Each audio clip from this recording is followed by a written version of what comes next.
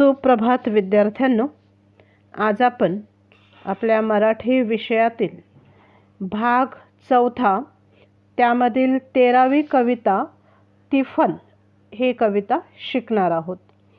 तिफन ह्या शब्दाचा अर्थ मराठीमध्ये नांगर असा आहे, ज्याला आपण इंग्लिशमध्ये प्लाव असे म्हणतो. तर हे तिफन किंवा हे जे नांगर आहे तो शेतकरी जो शेतामध्ये काम करतो, शेतकरी आपली जमीन प्लाव करण्यासाठी म्हणजे उखाडण्यासाठी या तिफनचा म्हणजे ह्या नांगराचा वापर करतो. म्हणजे तिफन हे एक शेतामध्ये खेती में काम करने के लिए किसान जिसे यूज़ करते हैं वो एक हल है. ओके, तर आज अपन ये तिफन कविता सीखणार. तो उससे पहले मैं आपको बताना चाहूँगी कि ये कविता समझने में थोड़ी टफ है, इसलिए मैं शुरू में ये कविता आपके सामने 2 बार रीड करूँगी. आप सबको ध्यान देकर सुनना है. रीडिंग के बाद हिंदी में मैं आपको इसकी समरी बताऊंगी और समरी के बाद स्टैंजा वाइज मराठी में हम ये कविता सीखेंगे विथ शब्दार्थ एक्सप्लेनेशन. अंडरस्टूड? तर बघा मुलांनो, अगदी लक्षपूर्वक तुम्हाला ह्या कवितेकडे ध्यान द्यायचं आहे, लक्ष द्यायचं आहे आणि माझ्यासोबत ही कविता तुम्ही आपल्या मनामध्ये रीड करण्याचा प्रयत्न पण करायचा आहे. ओके, तर लक्ष द्या पुस्तकात. कविता 13 तिफन. कवी आहेत विठ्ठल वाघ. त्यांचा जन्म आहे 1945. सुप्रसिद्ध कवी व लेखक. काळ्या मातीत माती, पंढरीच्या वाटेवर, कपाशीची चंद्रफुले, पाऊस पाणी हे कविता संग्रह, अंधार यात्रा हे नाटक, डेबू ही कादंबरी, वऱ्हाड बोली आणि इतिहास, वऱ्हाड मणी इत्यादी पुस्तके प्रसिद्ध. पेरणी, बैलाविषयीचे प्रेम, पावसाच्या दिवसातील मातीचा सुगंध, शेतकऱ्यांचे स्वप्न, पावसाच्या आगमनाने शेतकऱ्यांची होणारी शेती कामांची लगबग याचे वर्णन कवीने प्रस्तुत कवितेतून केले आहे. काया मातीत मातीत तिफन चालते, तिफन चालते, ईज नाचते थय थय, ढग ढोल वाजवते. नंदी बैलाच्या जोळीले, सदाशिव हकालते, वटी बांधुनी पोटाले, पाराबती उनारते. वटी पोटाले बांधते, झोई काठीले टांगते, झोई काठीले टांगते, त्यात तांदूळ लळते, त्यात तांदूळ लळते, ढग बरसते. काकरात बिजवाई जसा हासर चांदण, धरतीच्या अंगोपांगी लाळा नवसाचं गोंदन. सरीवरी सरी येती, माती न्हाती धुती होते, तिचा कस्तुरीचा वास भूल जीवाला पाळते, भूल जीवाले पाळते. वाट सांजिली पाहते, मैना वाटुली पाहते, राघू तिफन हाणते, राघू तिफन हाणते, ढग बरसते. वला टाकीती तिफन, शितू वखर पाहते, पाणी भिजल ढेकुल, लोणी पायाले वाटते. काया ढेकलात डोया, हिरव सपन पाहते, डोया सपन पाहते, काटा पायात रुतते, काटा पायात रुतते, लाल रगत सांडते, हिरव सपन फुलते, हिरव सपन फुलते, ढग बरसते. देखिए बच्चों, अभी ध्यान देना है कि मैं आपको हिंदी में इस कविता की पूरी समरी बता रही हूँ। तो शुरू में मैंने जैसे बताया, तिफन यानी ज़मीन उखाड़ने के लिए किसान जो हल यूज़ करते हैं, इसे कहते हैं तिफन। मराठी में उसे नांगर भी कहते हैं।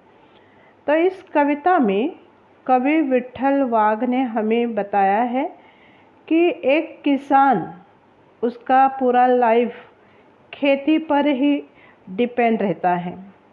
तो ऐसा किसान जो उनके पास जो खेती करने के लिए जो बैल होते हैं, बुल यानी ऑक्स जिन्हें हम कहते हैं, ऐसे बैलों पर खूब ज़्यादा प्रेम यानी प्यार करते हैं।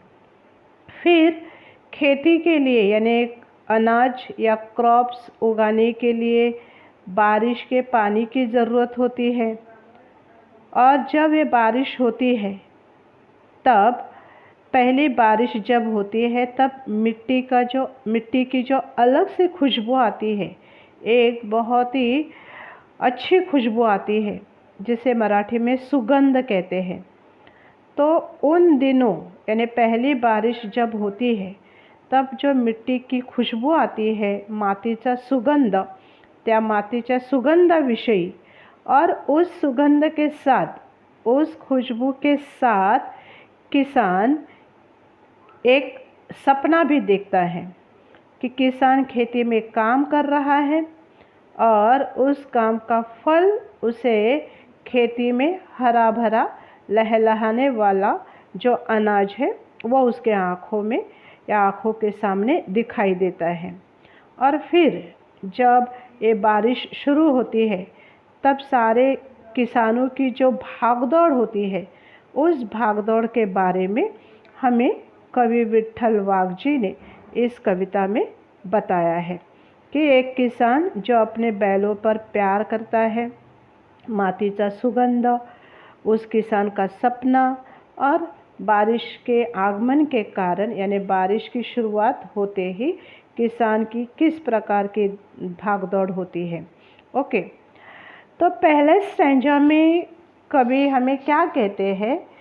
काया मातीत यानी काया, कि काले काले माटी में ये तिफन, ये नांगर चल रहा है और आकाश में यानी नीचे धरती पर किसान अपना ये हल चला रहा है और ऊपर आकाश में ईज यानी बिजली चमक रही है सॉरी, और बादल गरज रहे हैं।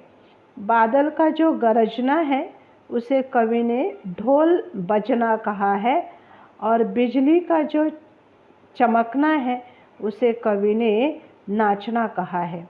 तो कवि कहते हैं कि नीचे ये किसान अपना हल चला रहा है और ऊपर बिजली नाच रही है और ढग ढोल बजा रहे हैं। अभी इस स्टैंजा में दो नाम हमें दिखाई दे रहे हैं, सदाशिव और पार्वती। सदाशिव यहाँ एक किसान का नाम बताया गया है, लेकिन भगवान शंकर जो है, उनका ये दूसरा नाम है। और भगवान शंकर की जो बीवी है, जिसका नाम है पार्वती यानी पार्वती। तो यहाँ किसान को भगवान शंकर बताया गया है और उसकी बीवी को पार्वती बताया गया है। तो ये शंकर मीन्स सदाशिव और पार्वती अपने छोटे बच्चे को, अपने नन्हे शिशु को खेती में लेकर आए हैं। उसे वहाँ एक झोली टंगा कर उसमें सुलाया है और दोनों काम कर रहे हैं। फिर कवि कहते हैं कि काम करते करते आकाश में ये बिजली और बादलों का ये जो गरजना है, चमकना है, वो शुरू ही है। दूसरे स्टैंजा में कवि हमें कहते हैं कि काकरात बिजवाई। काकरात का मतलब है जमीन में, खेती में बिजवाई यानी सीड, बीज की ये किसान सीड लगा रहे हैं। हरे भरे छोटे छोटे पौधे निकल आए हैं ये छोटे मोटे पौधे चांद की प्रकाश में यानी चंद्रमा के प्रकाश में बहुत ही सुंदर दिख रहे हैं, जैसे कि हंस रहे हैं। अभी देखो बच्चों, आज के ज़माने में आप लोग अपने हाथ पैर में जो टैटू निकालते हैं ना, उस टैटू को पहले गोंदन कहते थे। मराठी में उसका वर्ड है गोंदन। तो कवि कहते हैं कि इस धरती यानी इस जमीन के शरीर पर जैसे प्यार से ये गोंदन किसान निकाल रहा है।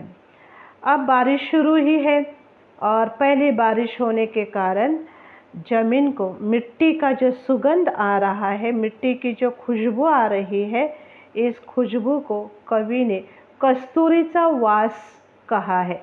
कस्तूरी ये एक सुगंधित यानी खुशबूदार एक लिक्विड है। कहते हैं कि जो हरिण यानी जो डियर नाम का जो एनिमल है, जानवर है, उसके नाभि में ये लिक्विड यानी खुशबूदार ऐसा लिक्विड मिलता है, जला यानी जिसे कस्तूरी कहते हैं। तो पहली बारिश होते ही ज़मीन की जो खुशबू है वो कस्तूरी की खुशबू की तरह है, ऐसे कवि कहते हैं। और यहाँ फिर किसान और उसकी बीवी को कवि ने और एक नाम दिया गया है, मैना और राघू।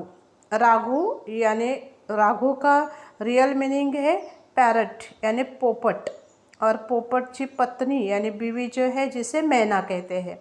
तर इथे शेतकरी यानी ये किसान खेती में काम कर रहा है, यानी राघू खेती में काम कर रहा है और उसकी बीवी घर में उसका इंतज़ार कर रही है। और आखिरी स्टैंजा में कवि कहते हैं कि पानी यानी बारिश बरसने के कारण ज़मीन पूरी भीग गई है।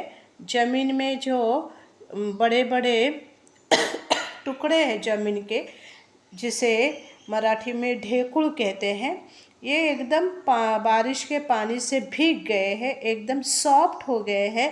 उस पर जब हमारा पैर पड़ता है तो पैर को एक मक्खन जितना सॉफ्ट है, ऐसे मक्खन का जो स्पर्श यानी टच है, वैसा स्पर्श हमें महसूस होता है। और ऐसे काया ढेकल यानी काळ्या ढेकळात मातीच्या त्या काळ्या तुकड्यामध्ये ये किसान अभी एक सपना देख रहा है, अच्छा सपना, कि उसका खेत हरा भरा खेत अनाज से लहलहा रहा है।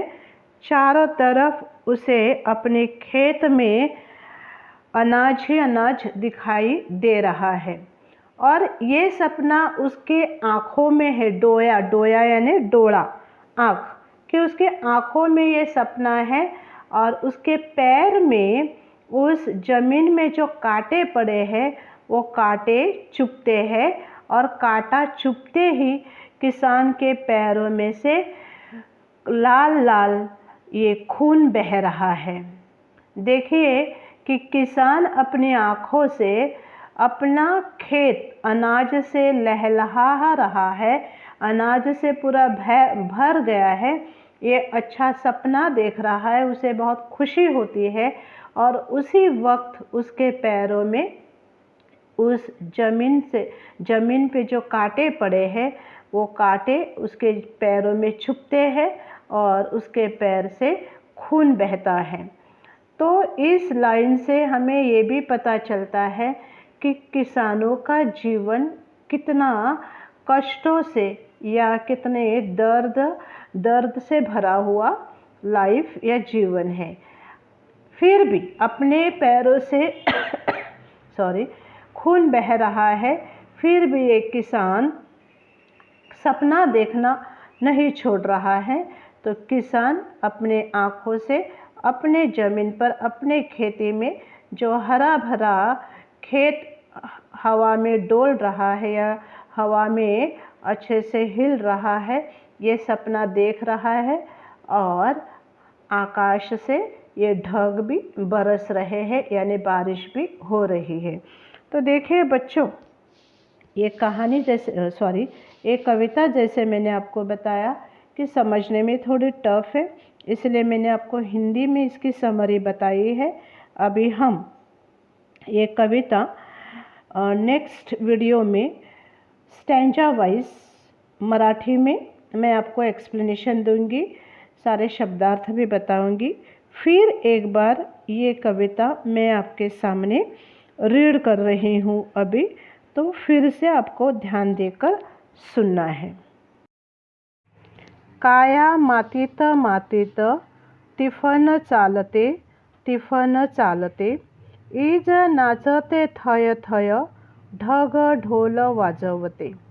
नंदी बैलाच्या जोळीले सदाशिव हकालते, वटी बांधून पोटाले पाराबती उनारते। वटी पोटाले बांधते, झोई काठीले टांगते, झोई काठीले टांगते, त्यात तांदूळ लळते, त्यात तांदूळ लळते, ढग बरसते।